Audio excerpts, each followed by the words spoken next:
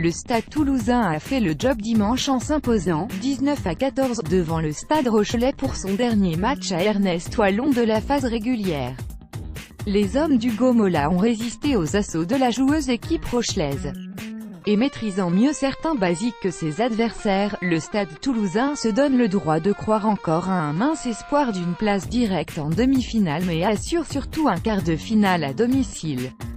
En revanche, malgré le point de bonus défensif, cela s'annonce très compliqué pour La Rochelle pour s'inviter en phase finale. Hugo Mola, Stade Toulousain, Icône Sport. Les Rochelais avaient besoin de réaliser un exploit à Ernest Wallon pour se relancer véritablement dans la course à la qualification. Sous le déluge du début de partie, ils prenaient le score par balèze mais subissaient ensuite une certaine puissance toulousaine. Les Hauts-Garonnais jouaient efficacement près des roues, récupéraient des pénalités sur mêlée et finissaient par marquer un essai en force par face à l'aile, 10-3, 30e.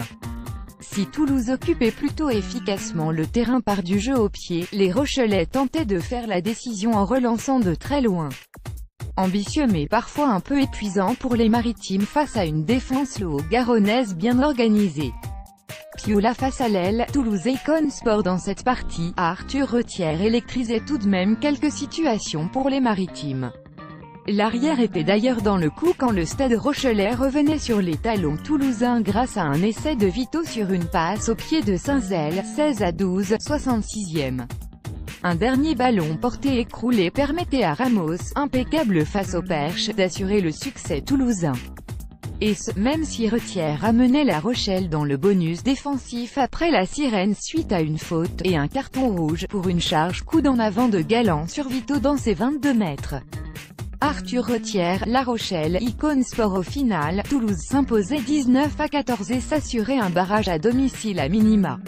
En face, La Rochelle devra réaliser un gros match devant le Stade Français samedi prochain et surveiller les résultats de Castres devant Oyonnax, Pau face à Toulon et Lyon devant Montpellier pour espérer revenir chipper une place dans le top 6.